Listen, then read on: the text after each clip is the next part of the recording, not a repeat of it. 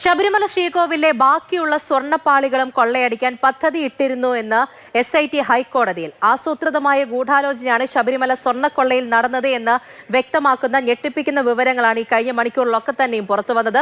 സ്വർണ്ണക്കൊള്ള ഹൈക്കോടതിയുടെ ശ്രദ്ധയിൽ വന്നതോടെ കേസ് അട്ടിമറിക്കാനായിട്ട് ഉണ്ണികൃഷ്ണൻ പോറ്റിയും പങ്കജ് ഭണ്ഡാരിയും ഗോവർദ്ധനും ബംഗളൂരുവിൽ ഒന്നിച്ചു കൂടിയെന്നും പ്രതികളുടെ ജാമ്യത്തെ എതിർത്ത് SIT ഹൈക്കോടതിയിൽ നൽകിയ റിപ്പോർട്ടിൽ ചൂണ്ടിക്കാട്ടുന്നു.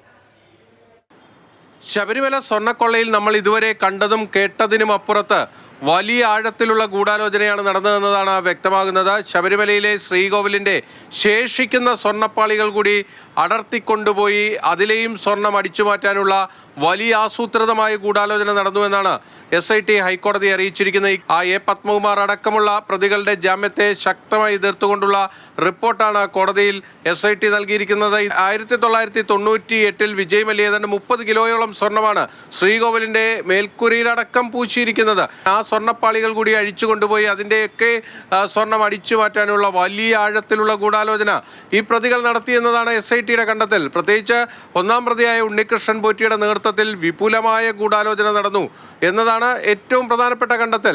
അതിൽ സ്മാർട്ട് ക്രിയേഷൻസിൻ്റെ പങ്കജ് ഭണ്ഡാരിയും ബെല്ലാരിയിലെ സ്വർണ്ണ വ്യാപാരിയായ ഗോവർദ്ധനും ഒക്കെ തന്നെ പങ്കാളികളാണ് എന്നതാണ് വ്യക്തമാകുന്നത്. കട്ടിളപ്പാളിയിൽ നിന്ന് 409 ഗ്രാം സ്വർണ്ണമാണ് ഇവർ അടിച്ചു മാറ്റിയതായി ഇപ്പോൾ SIT കണ്ടെത്തിയിരിക്കുന്നത്. 989 ഗ്രാം സ്വർണ്ണമാണ് ആ സ്മാർട്ട് ക്രിയേഷൻസിൽ വെച്ച് ഒരു വിദഗ്ധനെ ഉപയോഗിച്ച് ഈ സൊല്യൂഷൻ ഉപയോഗിച്ച് അത് ഉരുക്കിയെടുത്തിരിക്കുന്നത്. ഇതിൽ നമ്മൾ ശ്രദ്ധിക്കേണ്ട മറ്റൊരു പ്രധാനപ്പെട്ട കാര്യമെന്നത് ഈ 2025 ഒക്ടോബറിലാണ് ഈ ശബരിമലയിലെ സ്വർണ്ണക്കൊള്ള ഹൈക്കോടതിയുടെ ശ്രദ്ധയിലേക്ക് വരികയും ഈ ദ്വാരപാലക ശില്പങ്ങൾ വീണ്ടും സ്വർണം പൂശാൻ കൊണ്ടുപോയതുമായി ബന്ധപ്പെട്ട കോടതി സംശയങ്ങൾ ഉന്നയിച്ച് ആ കേസ് പരിഗണിക്കുന്നത്.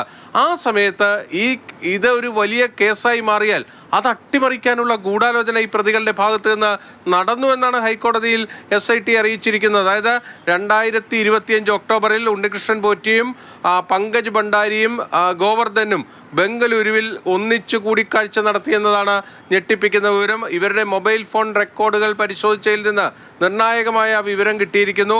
അന്വേഷണം മുന്നോട്ട് പോയാൽ അന്വേഷണത്തെ അട്ടിമറിക്കാൻ പ്രതികൾ മുൻകൂട്ടി തന്നെ ഒരു ഗൂഢാലോചന നടത്തി എന്തൊക്കെ കാര്യങ്ങൾ പറയണം എന്തൊക്കെ പറയണ്ട എന്നത് അവർ തീരുമാനിച്ചു. എന്തൊക്കെ മറച്ചു വയ്ക്കണം എന്നത് സംബന്ധിച്ചൊക്കെ ആ കൂടിക്കാഴ്ചയിൽ ഒരു തീരുമാനമുണ്ടായിരിക്കുന്നു എന്ന രീതിയിലാണ് SIT കണ്ടെത്തിയിരിക്കുന്നത്. അതായത് നമ്മൾ ഇതുവരെ അറിഞ്ഞതും കേട്ടതുമൊന്നുമല്ല ശബരിമലയിലെ സ്വർണ്ണക്കൊള്ളയുടെ വ്യാപ്തി.